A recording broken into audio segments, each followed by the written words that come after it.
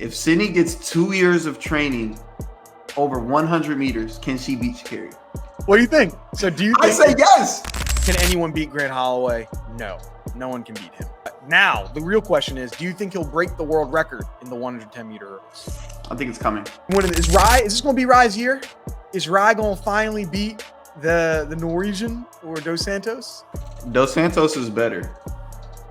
And I hate to admit it. But with McKenzie Long, she was, to me, the second best college athlete this year by far. It wasn't even remotely close, in my opinion. And the fact that she didn't even make the finalists just shows me the lack of understanding that I think the Bowerman selection committee has of welcome back to another episode of the Track World News Podcast. My name's Colin Waitsman. I'm your host with our esteemed co-host, Mr. Noah Williams. Noah, how you doing, man?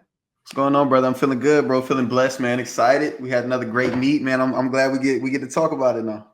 Can't wait. Before we get into it, we got to talk to the people. You're looking a little clearer today. I feel like I can see your facial features a little more. What's going on, man? Yeah, man. I was looking back over our videos and stuff, and I was like, bro, I don't like the quality here. Like, the quality isn't giving. So I went and got a webcam, and even for our last episode we did, it still wasn't hitting right. And I just had to get on my computer nerd for like 20 minutes and just figure out like the settings, and now we're good. Like, what's up, y'all?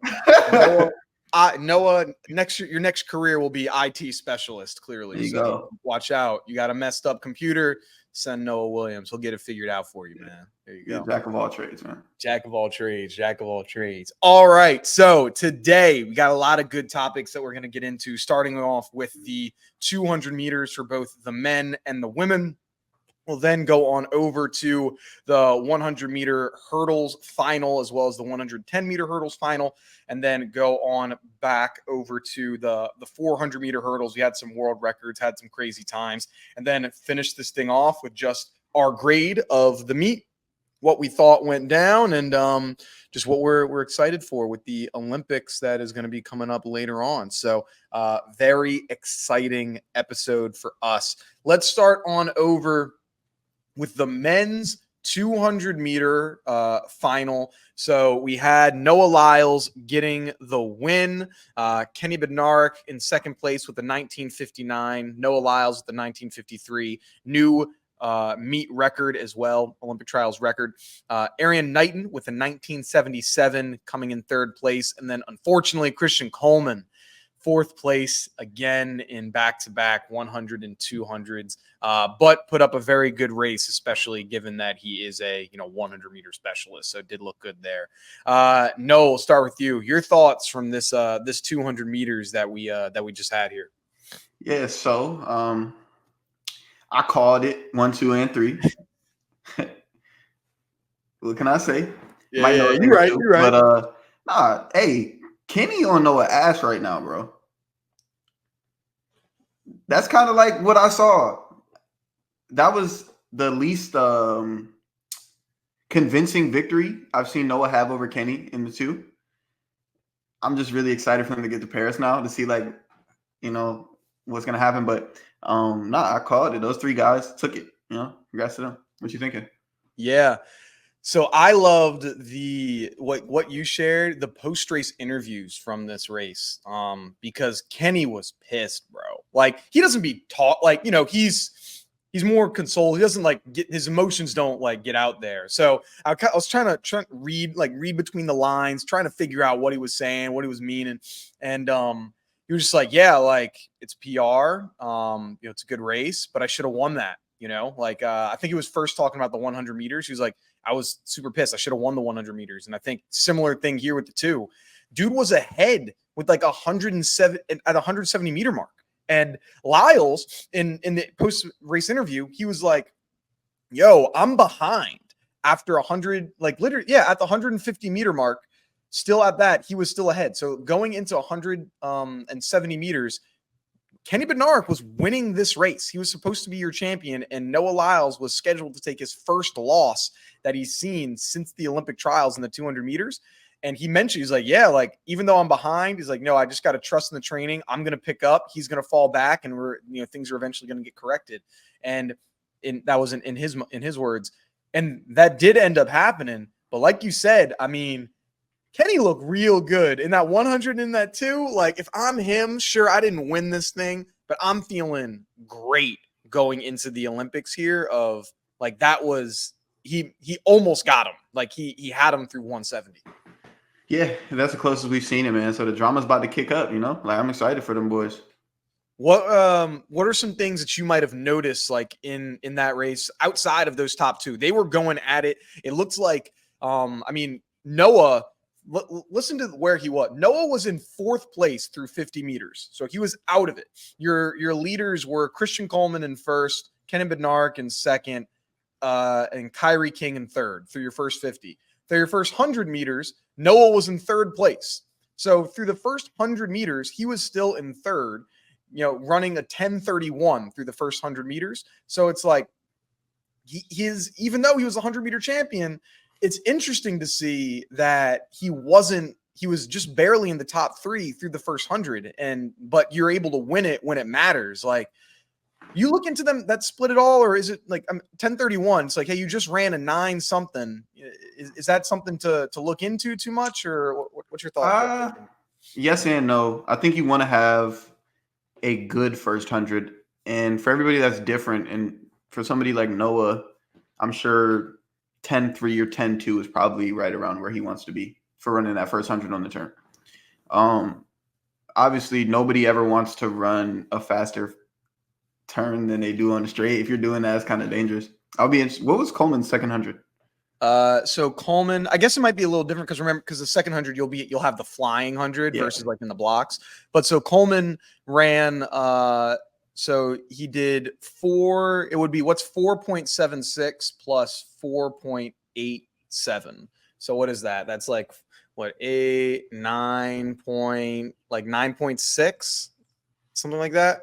Okay. But keep in mind, it is flying though. So even though his first 100 is 10.27, that's coming from the block start versus flying 100. So So I think like just the thing with the splits is kind of more like a distribution thing. People don't always know that the 200 is also a distribution event, where it's not like I can just absolutely blast this balls to the wall for 200 meters. I think most people kind of have like a more float approach in the middle of that turn, rather than blasting the whole thing. That's why you're going to see like a slower split. On top of that, yes, it's a rolling start. And on top of that, like you're on a turn. So I'm not going to look too deeply into Noah's splits. But if he was in 3rd at the 100, that would have made, he was probably just behind Coleman and Kenny.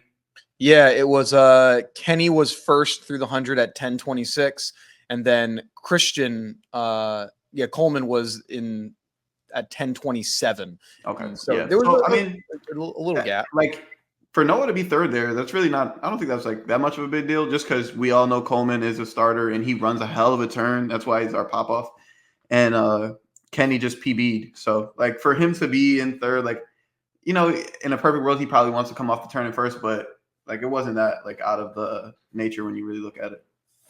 After seeing these races, I think that the competition is going to be fantastic at the Olympics. Yeah. But I'm trying, I don't know. I think we'll have a really good time. I don't think it's going to be I don't think an American record is getting broken here.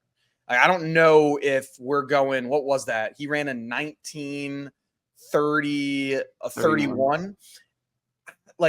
I don't know if we're going to see it. I would love if we see a 19:2, like 19:29. That would be awesome. I think that would be a fire, but I'm feeling like it's probably going to be hovering around 19:4s or something like that. Still fantastic time. What are your thoughts? What do you think we're going to see in this at the Olympics here?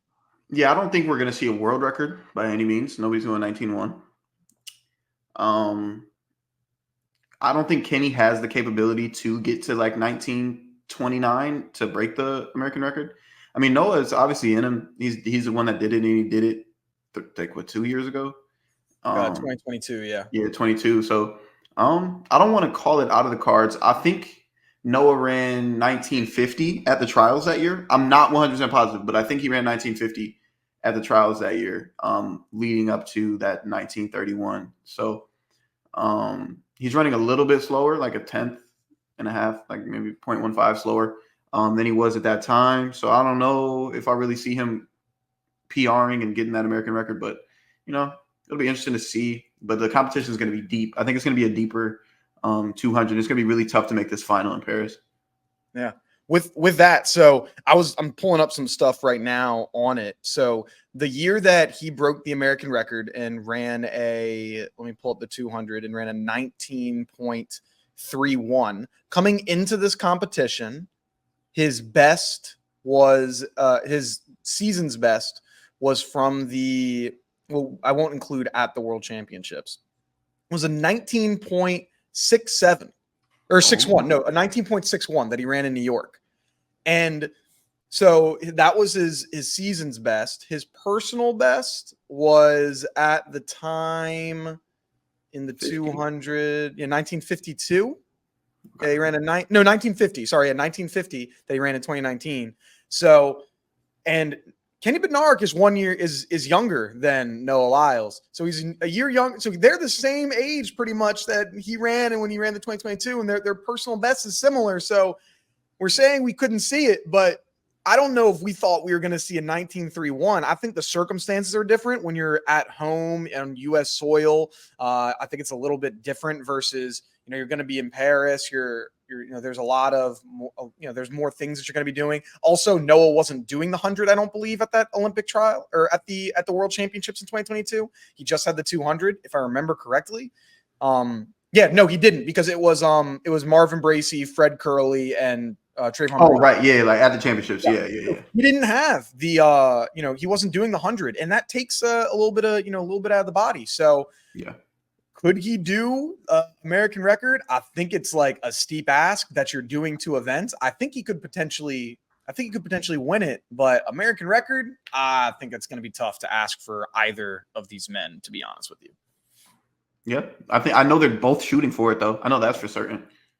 Oh yeah. Like I think we'll get a really good time. And even with Erriyon Knighton, like he's only going to be doing the 200 when he's out there. How are you feeling with Erriyon? This is his first meet back since he had his, provisional suspension.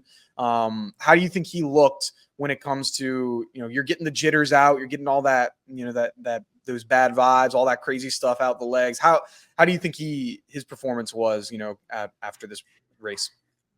I wasn't surprised to see him do so well, but it was like seamless for him. You kind of see him getting his rhythm through the first round, but that's kind of like the beautiful part of being able to run rounds. You're one of the top guys. It's like I can kind of use the first round to catch my rhythm, so it almost worked to his benefit. Like he didn't have a bunch of miles on his legs from the season, and he got 3 rounds to get his rhythm and get his shit right. So it looked seamless for him. You know what I'm saying? Like it didn't look like he was struggling. Maybe in the final, like the last 20 meters looked like he was struggling just a little bit, but in comparison to Coleman, like it wasn't that severe, Yeah, he fell off a little bit, I think, towards the tail end here. Like if I pull it off, like he fell off a bit, but nothing worth like throwing your hands up for. Like I think it was all right. Now you did mention, and I feel good. Like it's the same team that we had from the World Championships, or from this past year. And I think, is this also the same team from the Olympics?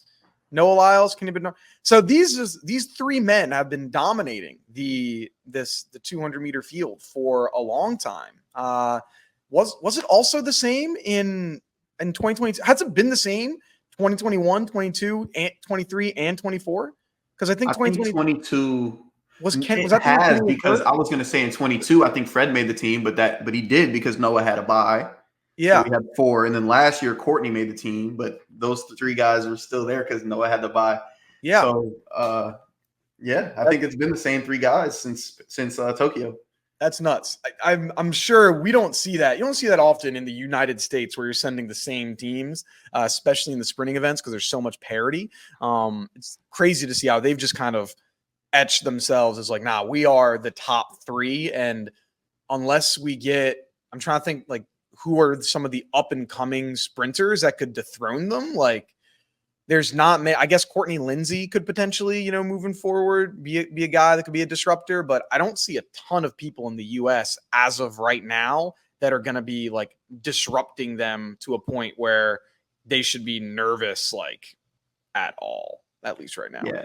I think Courtney is like really the only big fish left that would especially like a younger one, because Kyrie's putting together some good races, but I think Kyrie's older than both Noah and Kenny, so Yeah, I think he's in his late 20s or something. yeah, something I don't know, Yeah.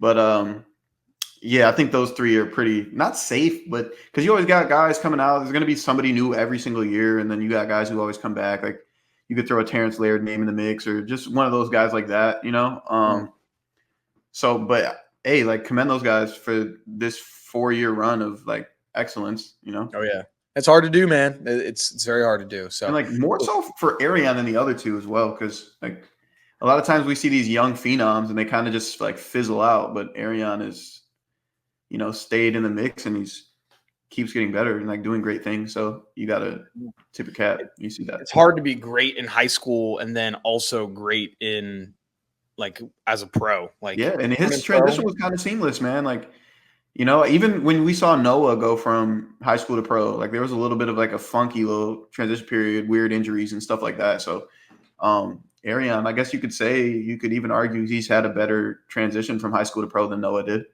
And Erriyon was a junior in high school at the Olympics in 2021. Like he was still in high school when he was doing it. And like he's still only 19 or 20 years old right now, something like that. It's kind of I think of the meme of the Jason Tatum, he's only 19 meme. I don't know if you remember that when everyone was calling. I feel like Jason Tatum was 19 for 30 years. I feel like Erriyon Knighton's been like 19 years old for like the last 5 years.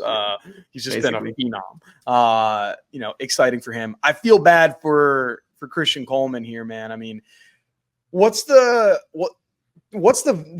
take me inside the mind of an athlete here where you come in 4th place, you're the first man out in back-to-back races. Now, even though the second one isn't your main event, that's got to be brutal, like to be the first person out in both of those, right?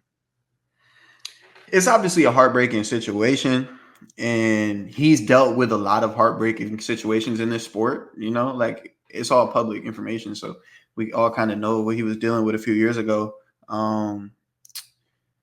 But in the mind of an athlete, this is kind of like probably just a whole lot of emotion, a lot of rage, a lot of anger, a lot of why me kind of thing. I think he very vividly expressed how he was feeling after the 100. When he like ran off out of the camera screen, and like I remember somebody even asked him about Noah, and he's just like, bro, like don't ask me about that, bro, and just walked out. So he was very like obviously clearly upset and frustrated, but I just think it's a slew of emotions when you don't advance through a round or like qualify or whatever it is. It's not good though.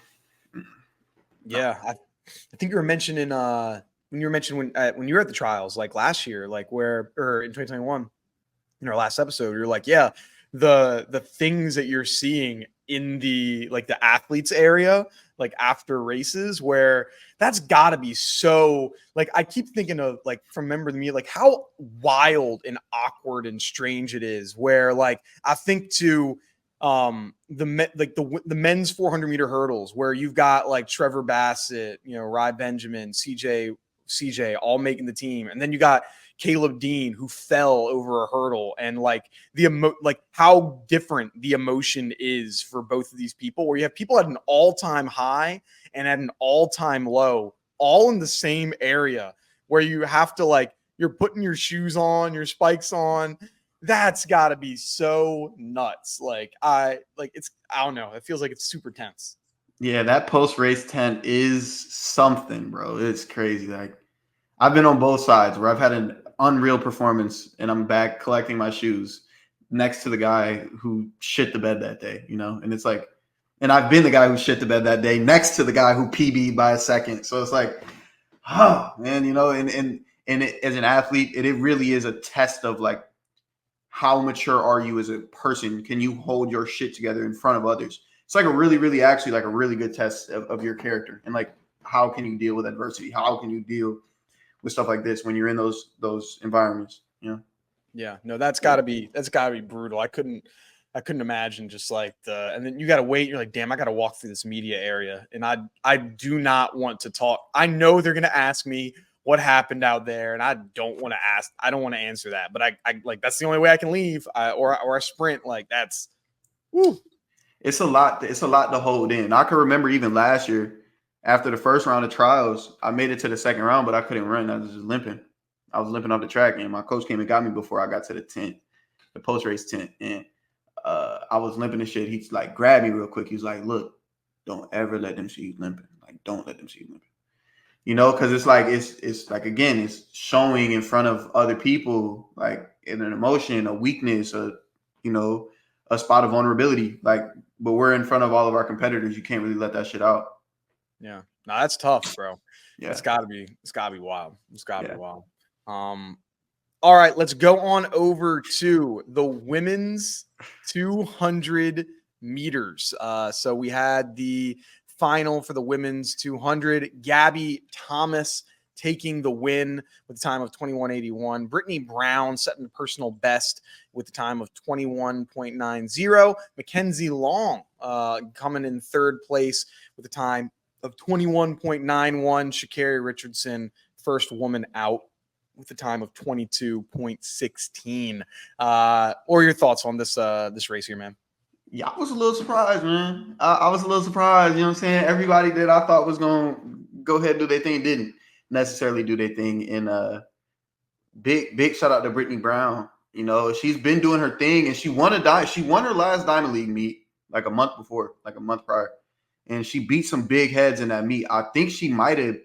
I'm pretty sure Sha'Carri was in. I think she beat Sha'Carri in that race. Beat Sha'Carri, and I don't know, but she's beaten some people this year, and she's been good. Like, she's been very good. So for her to make this team was dope. The collegiate with a newly professional athlete, McKenzie. Bro, how is she not on the Bowerman list, dog? That's another discussion for another day. But like, big congrats to her, and obviously top dog, big dog, top floor boss, Gabby Thomas got it done too. So, you know what I'm saying? That's like the 200 and the 100 hurdles are like my two favorite events right now on the women's side, just like with the field of competitors and everything. So, congrats to those ladies. Tough for Sha'Carri, first one out.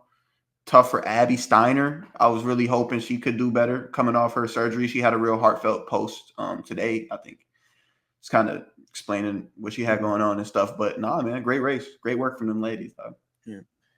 You mentioned it's another story for another day. Nah, I'm bringing it up. I'm sorry. We got to talk about this Bowerman real quick. Quick tangent, quick aside.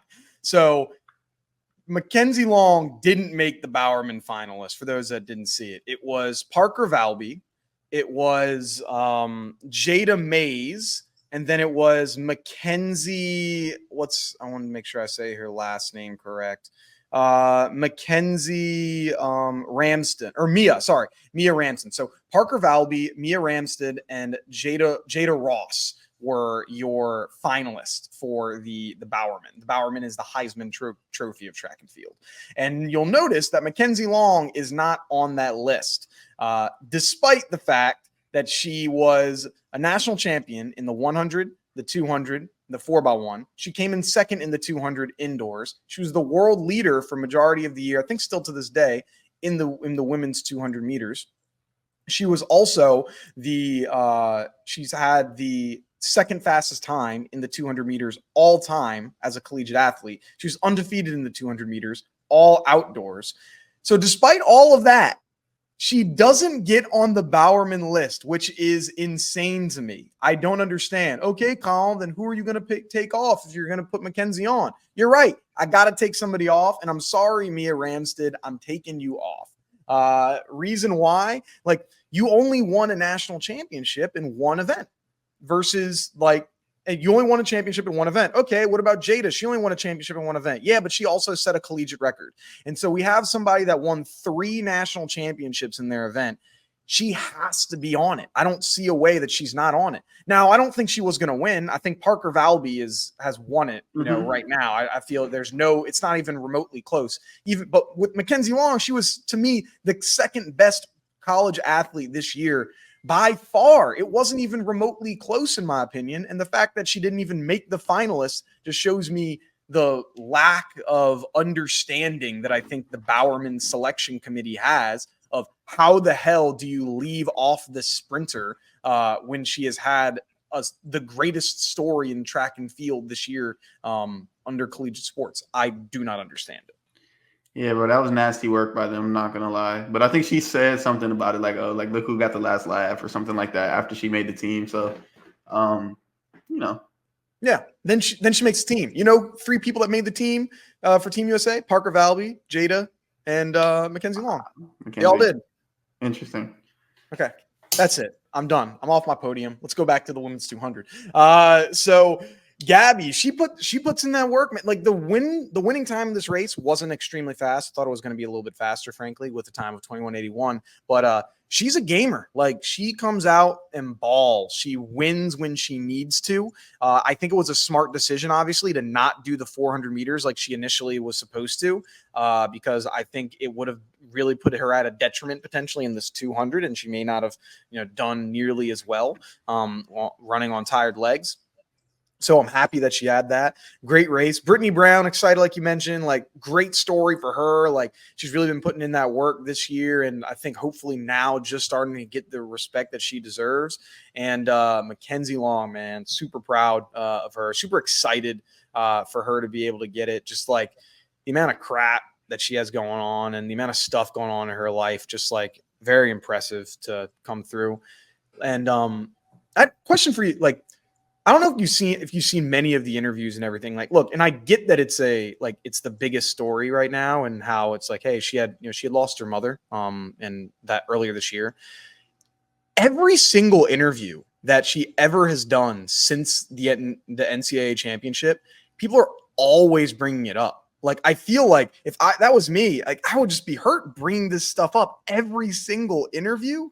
Like, of like, oh, hey, how's it feel? Like, I don't know if like I've had a couple like loved ones that had passed away, like literally a loved one that passed away on my way to a track meet. That was brutal. Like if somebody was bringing that up to me literally every interview, it seems like it's a lot, like a lot to emotionally go through. But excited that she was able to win it, reach her goals, reach her dreams. I'm sure her and her family are super proud. But just good team for that 200. So I do like that. Yeah, that is kind of weird to me. It's coming to a point where it's almost like discrediting her actual talent, Like we're not talking about her as an athlete now. Like we're talking about her mother. Oh, like did your mother give you the strength to do this today? Like that's kind of crazy. You feel what I'm saying? Like I know like when people go through a tragedy like that or something crazy like that happens in their life, like they do usually come out on the other side like a stronger and more developed character. But to keep shoving that in her face at this point is kind of like actually discrediting the work that she put in for this shit. Like her mom didn't die and she magically got faster. Like she's gonna allude to it because it's something that made her stronger as a person. But like that's not why she's running fast, y'all. Like she was fast last year. She's just better now. Like, But yeah, that narrative, I understand because it's powerful and it's big and like it's heartfelt. People can connect, but that's not her. Yeah, it's a lot. Like I feel like, okay, let's move on. Next topic. Like that's not her identity. Like I don't want her to be branded as the fast girl whose mom died. You know what I'm saying? That sounds crazy, but like, no, I know exactly what you mean. Like, you know what I mean, though? Like, it's part of my story, but it's not like my entire. It's part of my story. It's not my identity, though. Yeah, exactly. Yeah. Sha'Carri, like, I didn't feel as bad about Sha'Carri not making it. She made the team. I could tell she was kind of like, it's all right. I was just kind of doing this to do it. It would have been nice to be on this, and like she started pulling back. Like once she noticed that she wasn't going to get in this thing, like in the last 10, 15 meters, she was like, okay, McKenzie got me on this. Like, it's cool. Let me celebrate with them after, let them enjoy it. And then I'm going to go later. I got the 100. That's what I care about. So you could kind of tell Sha'Carri was happy for them too. When like at the end, you could see like the cut shots and stuff. Like Sha'Carri was happy for them. Yeah. She was like, good on y'all. I got the 100. I'm trying to be the fastest woman in the world. I got to beat these Jamaicans and everything. So, which they ran fairly well at Jamaican trials. Shelly-Ann Fraser-Price, I think she ran like a 10:95. Shrika, I think, ran a 10:82, 10:88. Mm-hmm. So it's coming together. It's coming together. I still don't know. Like, I got to see it a little more. Like, after that first round, I feel like I'll know a little more. Like, I don't know. I think it's going to – we'll get into it at the Olympic – we'll get into the Olympic prediction video. But Not to see. All right, let's go on over to the 100-meter hurdles. This was Noah's event to watch. So we had our champion of the 100-meter hurdles, Masai Russell, with the new championship meet record of a time of 12:25, almost the American record. She almost ran that. Lele Johnson, second place with the time of 12:31, and then Grace Stark also with in third place with the time of 12:31, a personal best as well. What were your thoughts coming out here, seeing this competition here? No. Yeah, man, I was surprised with this one too. Congrats to these three ladies, man. But I didn't see Masai. I didn't see Masai taking this, man. And I don't even want to like disrespect her talent because Masai's been cold for a while. But I didn't see this one, man. I didn't. She ran her ass off in the semis, where she ran down Lay. Either she ran down Lay or she ran down somebody. I got it right. I got it right here. So in the semis, Masai. Well, she came in third overall in the semis, beating out. She ran down Christina Clemens. It looks like Christina. Okay. Yeah. Like I seen Masai run her down. I was like, hold on. Masai just closed very nicely from 8 to 10 or 8 to 9, whatever. And her problem that she was having, I think it was last year in Budapest, even at the trials last year, all of that, where she was like clipping hurdle like 3, like hurdle 2, even like the very first hurdle, like she was clipping, like she did it in college meets, like she did it at Worlds, like it was just happening consistently for her. And had that not have been a thing, like I think we would have been talking about Masai very differently this year. But she broke the indoor world record at some point. She doesn't hold it now, but I'm pretty sure she had it for a little bit. Yeah. And then Devin took it, and then Tia took it. It was like 3 weeks in a row. It was broken. They were just taking it. Lay's super strong, super just confident and powerful performance. All weekend she really killed it. And then how about Grace? Like that is a story there too, with like all of her operations and injuries and like coming up short here and there. Like she got the biggest one done. Well, the second biggest one. I'll say the biggest one is like the actual Olympic Games, but she got the second biggest one done. So you got to be happy for them. I was pulling hard for Tania Marshall, my old teammate. Unfortunately, she wasn't able to get it done, just out the top 3. But still dope to see those girls run. Well, who got fourth? Nia Ali got fourth with the 12:37. Tania Marshall fifth, and then the other LSU, Aaliyah Armstrong, 12:89. She rounded out the field. But so for me, this women's 100-meter hurdles has the best storylines of the entire championship. Masai Russell, who has had difficulties performing at these major championships from many members of the media and many fans saying she can't get it done at major championships. She's not going to be able to make this team. Completely turning that narrative around and having the race of her life, making the indoor championship, as well as making the Olympic championship as well. Just completely having the race of her life and performing, showing that she can perform on these big stages. Lele Johnson, unsigned athlete, going in here without a main sponsor and just showing the world, even though I haven't had the most consistent year this year, I can show it when it matters the most. And I know she had that difficulty in 2022 where she knocked over a hurdle, not doing that, getting her revenge. And then Grace Stark, the college athlete that had a knee operation not too long ago and wasn't even able to walk about a year and a half ago, going from not being able to walk to being a top 3 Olympic trials finalist and making it to the women's Olympic team. Those storylines don't get much better than that. Like, it is amazing from all 3 of these women. The post-race interview from this race was phenomenal. Like, just Masai calling out all the people, members of the media that didn't believe in her, that didn't have her on the team. Lele doing the same thing, saying this is for all the hood babies out there, and this is for everybody that counted me out. If you know who I'm talking about. And Grace just being extremely humble with her victory or top 3 performance. Just like, I'm super excited for these 3. The storyline couldn't have been better for the 3 people, I think. Yeah, man. This hurdle field fast, man. We could definitely see a record in this hurdles. Ooh, what do you think? Huh? Like American record, world record? World. What are you thinking? World record. Ooh, world record? You think we sweep him? We got Toby Alison. Probably not. No, Toby's really good, and Devin's really good. Like, I don't. And Jasmine Camacho Quinn. I don't think we'll sweep. We'll get a medal. We'll grab a medal. One, maybe two, but we ain't gonna sweep though. Yeah, that would be pretty. That would be a lot. That would be a lot. But I'm looking forward to it. I'm excited to see who like so after these trials. What do you think the signings? I feel Lele's got to get a deal now. I feel there's no way that she doesn't.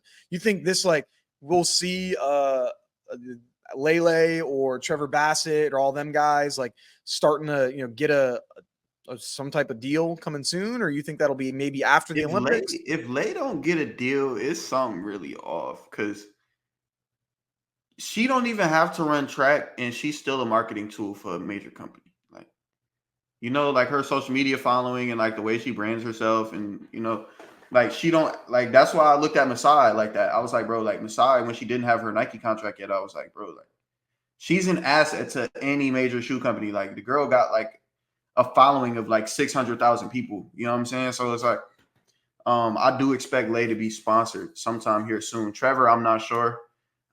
It's different with men and women. You know what I'm saying? And I don't know about that event. It's weird. It feels weird. Something about like money allocated to that event specifically.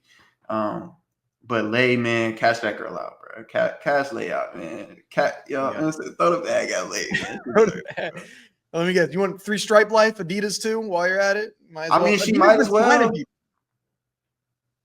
She might as well go ahead and sign with Adidas. Y'all got. They had a McKenzie Long sign with Adidas right now. Who else signed? There's a couple other Morales Williams, the guy from Georgia. Yeah, Morales. Grace Stark signed with Adidas too. Like.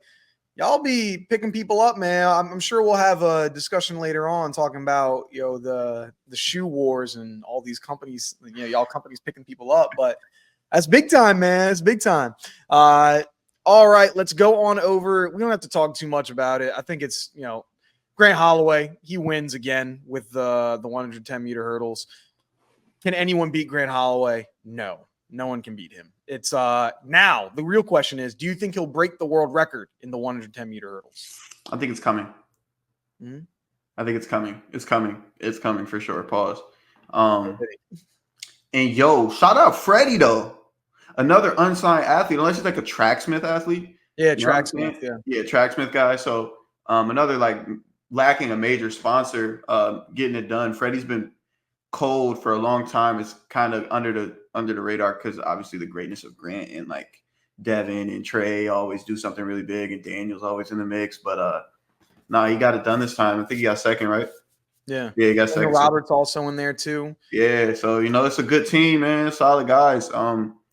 That 110 is pretty unpredictable after Grant. Things are always shifting and moving. So, yeah, there's a lot of parity after him, but he can get that world record, man. He's not too far off. I mean, he ran his second fastest time ever right now with the 1286. The world record right now is a 1280 from Aries Merritt. So he's right in there, man. Like he could do it. And he was talking about it in some post-race interviews. Like it's definitely in the cards. It's definitely in the cards. All right, let's head on over to want to talk about a little bit of Sydney McLaughlin. Sydney McLaughlin breaking the world record again in the women's 400 meter hurdles. She ran a time of 50.65 world record. Anna Cockrell coming in second with a 52.64. Jasmine Jones with the 52.77. And then Shamir Little with the 52.98. First woman out. Noah, break down your thoughts from just watching. And Sydney would have came in fourth at the flat 400 meters if she ran that over hurdles, that 50.65. So she's almost making the team in the flat 400. Your thoughts on just how dominant Sydney is right now in this event? She's a demigod. Like she's a cheat code. She's a demigod. She's the GOAT. She is all of those things. It's really the biggest gap I've ever seen from one person to the next in a field. I think the closest thing I've seen to that is Bolt, but even Bolt wasn't smoking shit like this. Like this is crazy, bro. Like she's so. And I had a conversation with my dad today. I was like, "Yo, Dad, like, okay, I think Sydney gonna run 49 this year, and she'll probably be done with this for a while." But I was like, If Sydney gets 2 years of training over 100 meters, can she beat Sha'Carri? What do you think? So do you think I say yes. Bro, I say yes. I say yes. I think she could do it. My dad obviously was like, no, he can't beat Sha'Carri. Da, da, da. Like, that's how special I think this girl is as a talent. You know what I'm saying? Like, to get back to the race, she dominated. And it looked like she was almost like in disbelief after. And she's done something, obviously, like she never ran quite this fast. But she's broken his record a few times. And she never had this like sense of disbelief. Almost I could see it like the way she reacted. I was like, wow, like I wonder why this time, you know? I wonder what that was. I'm sure there's going to be an interview about it at some point, but that's kind of what I took away. 50.65 is ridiculous. Like, as a professional, beating the next best person who set a personal best by 2 full seconds, that is ridiculous. Like, she finished the race and then they were still going over hurdles, bro. Like, that is insane. You got people like you are on the ground. You're doing high fives with people in the stands. We got people still fighting for their life over hurdle 10. Like, that is insane to me on how dominant it is. Like imagine if you were racing somebody in the 400 and you got somebody beating you by 2 seconds. Like, that would be the last time. That would be the last time I touch a track. If I'm in my professional thing, I get cooked by a peer of mine by 2 seconds. I'd be like, all right, it's time. And I PR'd, like I PV'd. Nah, bro. And it's like, and Anna Cockrell's no slouch. Like, No. she could potentially get a medal. She could potentially get 3rd place at the Olympics. Like, imagine that. Like, the person that's in 3rd place, the 3rd best person in the entire world, is losing by 2 seconds in a 400-meter race. That is nuts to me of how dominant she is. I cannot wait for the Olympics to see Sydney McLaughlin versus Femke Bol. Cannot wait, because I think that, like, we may see that, like, if there's ever going to be a time that Sydney McLaughlin runs a sub 50, it's going to be at that Olympic final when she has Femke Bol on her outside and she's chasing her down and she's going to be running for her life. That is the time that we're going to see it. I pray to God that she's on her inside, because if Femke Bol is on her outside, I don't think it happens, or on her inside, I don't think it happens. But if Femke Bol is on her outside, I think we could see that world record go down to a 49.99 or something like that. But like, she's just ridiculous. And how locked in she is, like, it's crazy. She's just like standing there, like, you know, swaying. I went back and I looked at the 2016 Olympic trials. She does the exact same thing there too. Like, she's just like, she's not looking at nobody. She's like looking down, like talking to herself. I guess, you know, probably saying like words of affirmation, things like that. She is ridiculous. I agree with you. I bet you if she wanted to change events right now and say, hey, for the 2026, you know, like, world championship, I want to run the 100. I ain't putting it past her. She could do whatever the hell she wants. Like, if she said she wanted to do the 800, she said she's doing the 1500. I'm like, F it. You're doing the 1500, girl. Like, she is so dominant as an athlete. It's just insane. It's impressive, man. For real. She just crazy stuff. Looking forward to hopefully getting a world record to go through there. Then let's close this out. Then we'll talk about, I guess, any final last events that we liked as well on the men's side. So on the men's side of the 400-meter hurdles, we had Rai Benjamin getting let me pull this up. Where'd it go? Rai Benjamin getting the win, world lead with a time of 46.46. CJ Allen in 2nd place with a time of 47.81. And then Trevor Bassett coming in 3rd with a time of 47.82. Who do you think is going to be winning? Is this going to be Rai's year? Is Rai going to finally beat the Norwegian or Dos Santos? No. World lead? Huh? He has the world lead. That's fine. Dos Santos is better, and I hate to admit it. I don't want to be a hater right now, but I'm about to lean into Rai a little bit. I think that Rye on the men's side, okay, you could go every single event, track and field and throws. Rye is probably the most talented athlete in the entire world, like in men's track and field. In my opinion, there's nobody more talented than Rye Benjamin. Since there's nobody more talented than Rye Benjamin, nobody should be fucking with you at all. Like Sydney level domination. And we have never seen it. It's a lot of things that go into that. And like, I'm an athlete myself too. I don't even think I've reached the potentials that I'm supposed to reach for myself. You know what I'm saying? We don't always do. But like, in my opinion, Rye is hands down the most talented one. And he had, you know what I mean? Like, he's a great, all-time great performances we've seen from Rye. But it's like, I still see so much more there that like hasn't been touched for whatever reason. And I think Dos Santos is going to take it where Rye won't take it. I want Rye to win so bad. Me too. Like, I want him to win so much. Like, he's, like you say, he's got the talent. He's got it there. I mean, like, he could do it. I mean, you know, fella, I mean, I know you guys didn't compete against each other, but y'all both from New York, right? Like, y'all were in similar track meets and everything going on. Like, I want him to do it. Like, he has the talent. He has the ability. I just like, it's going to be, you got it. It's so tight with those three competitors that you're going to have the race of your life. Like, it's going to take a world record to do it. It's like whoever is ready to run a world record at the Olympic trial or at the Olympics is going to be the one that's going to be the Olympic champion. Yeah. That's what's going to take there. I'm not a gambling guy really, but like I would put a pretty significant amount of money that Dos Santos wins this Olympics and breaks the world record. Yeah. Okay.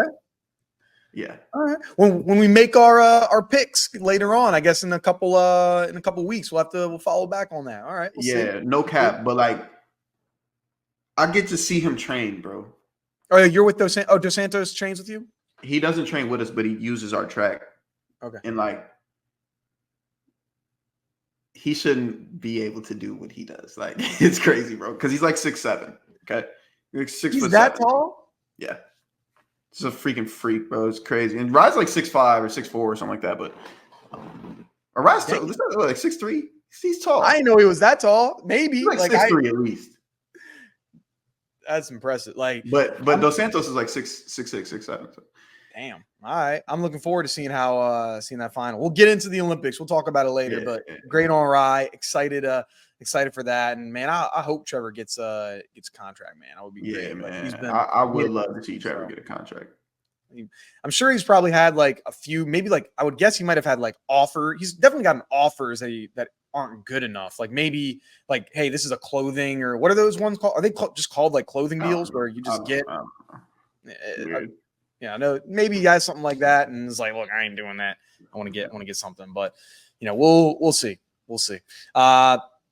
Last one, I want to kind of go over just for the 400. So we saw, I know this happened early on in the first half, but it's now made official. Quincy Wilson makes Team USA in the relay pool. He is the youngest Olympian on Team USA for track and field at 16 years old and 174 days, making that squad for the relay. What are your thoughts, man? We got this high school kid, sophomore. He's got summer reading that he's got to do still, making the Olympic team. Like, this is another one of them crazy stories, man. Like, good on him for putting himself in the position to be on that team. And shout out Bullis. Like, Bullis got Masai winning, Quincy on this. Like, I hope Coach Joe, I hope their coach, like, get him a bag, bro, right after this. Woo, you got to give me a bag, man. Or Coach Lee, sorry. Coach Lee. Yeah, man. Shout out to Quincy, dog. Reminds me of somebody else that we know.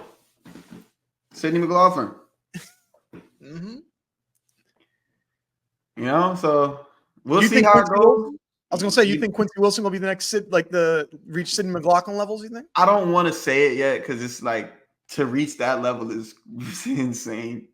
But Sydney being the 16-year-old who qualified for the Olympics, you know, it's giving me very similar vibes. But the thing is, when they're that young, you never really know. A lot of them fizzle out. A lot of them become great. A lot of them become all-time great. So it's like there's so much parity or like room for anything to happen in that situation. So for right now, though, man, we just gotta appreciate and cheer on and support Quincy and what he's doing. That's really it. Yeah, I'm excited for him, dude. Like that's crazy being able to make that Olympic team. Like, you could have easily just said, "Hey, I'm going to do U20s and guarantee myself a spot on an individual event." Like, you're obviously making the U20 team. Same with Christian Miller. Christian Miller could have easily said, "No, I'm going to do the U20 so I can guarantee my spot on this international team." He said, "Nah, I'm going with the big dogs. Like, I'm going to compete with the people that, even though I am severely an underdog here, it's going to give me some great experience." Look forward to see what that's going to be. But happy for him. If he can just run 44.5, hey, that's all they need. He'll probably be in. My guess is he's going to be in the prelim of the mixed relay. I bet you that's where they put him. Like, you're not going to make the final of that 4x4. He ain't running in the final, I don't think. He's going to be probably in the prelim of the mixed relay, maybe the prelim of the regular 4x4 relay, but I don't see you. He's not going to run the final of either, I don't think, unless he has a crazy leg. He would have to run like something. Like 43. He'd have to run like a 43, something nutty. So unless he does that, I don't think he'll be in one of them finals, but happy for him, man. Happy for him. Absolutely. My pick was for him to be on the prelim, regular prelim, not the mix, just the regular prelim. They'll probably run Bryson Vernon on the prelim mix. They did it like maybe 2 or 3 different times together. So, but that's for another episode. We'll get all into that stuff. I'm really excited for that stuff, but yeah, we'll get into that later. Yeah, I'm looking forward to see this 4x4. That'll be a good. I think we'll have a good put together a good team. Bro, watching Lyles anchor a 4x4 is going to be crazy. You think they put him on it? Nah, bro, I'm bullshitting. But nah, it'll be exciting to see what happens with that and the drama that comes behind it. But I don't think Noah's going to be the anchor. He might be on the team, but anchor is ridiculous. No way. I think he said in the interviews, like, "Yo, don't put me on anchor because if you want to run a good time, I'm going to do just enough to win a race. You ain't going to get a good time out of me." He was like, "Put me on second leg, put me on third leg." Because last year we put him on anchor. Me and Dream got there split 44s. Like, y'all were on. I forgot you were on that relay. Yeah, first meet of the year, go crazy. Give him a time 47, just jogging it in. Damn near probably 48.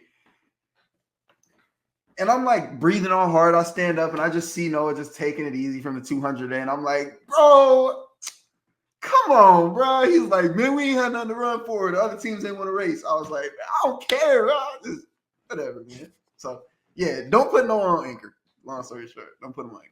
Were you on the relay when he ran in indoors in that 4x4 in indoors? This year, no. Oh, no, you didn't. I thought that was last year. No, that was this year. Okay, that was this year. Okay, mixed that up. But yeah, I was. Yeah, when I saw it, it's like, yeah, don't put him on fourth leg. Put him on 3 or put him on 2 or 3. You might actually get something good out of it. So there you go. Women's 4x4 though. Who do you think is going to be on this women's 4x4? Because the thing, Mo, ain't make the team. Like, so do you think they'll just put her in on because like they technically could.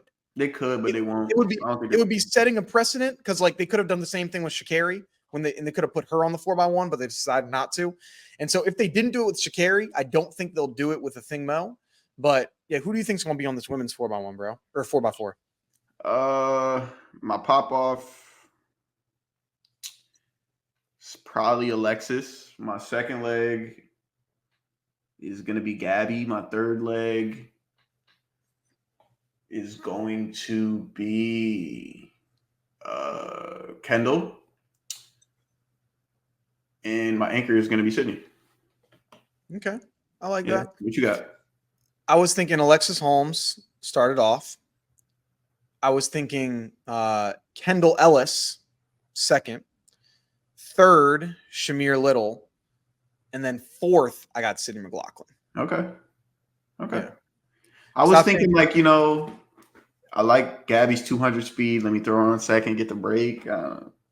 Yeah, that's what I was thinking. Like, I got to look also at the timing of things, because I think what's helpful with Shamir is because she's not going to be running any individual event, unfortunately, because she missed the 400 hurdles and the 400. So she'll have the freshest legs going out there. So I think that they might put her in there. I think what could potentially change would be Alexis Holmes and Kendall Ellis, like on like how perform. Like usually there's going to be someone that doesn't perform well, unfortunately. Like, and if someone doesn't make it out of the semis, like then that spot, you gone. Like we saw that happen with back in 2021. We've had people that got kicked out, and I think we could potentially see that with Gabby. I mean, she wanted to run the 400. She's ran a couple 4x4s and 400s this year. Like I could see her definitely being in the mix to go in there, but I think that Sydney's definitely, she's in there. I think that Shamir has a really good chance of being in that mix, but we'll see.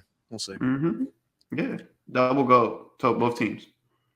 Then overall, what's your overall takeaways from this meet, or any other events that we didn't talk about that you thought were good ones to go on over? What's your thoughts on this thing? Overall, it was a great meet, man. I enjoyed a lot of performances. If I were to highlight one person, I think I would highlight Masai Russell. Overall, as far as like having like the most like standout, surprise the world kind of performance, was Masai. And I think a person that we didn't mention is Hobbs Kessler. I think Hobbs Kessler is a special talent too. Dog. What he was able to do. So I'm excited for Hobbs as well. Obviously, Bryce Hoppel, like, yeah, that's kind of like, biggest person I'm happiest for is probably Masai, then Hobbs. And now I'm excited for the rest of the team. Nice, man. I got a couple people that I was excited for, a couple performances. I mentioned them already. One, Allie Wilson, super, super freaking excited for her. Yeah.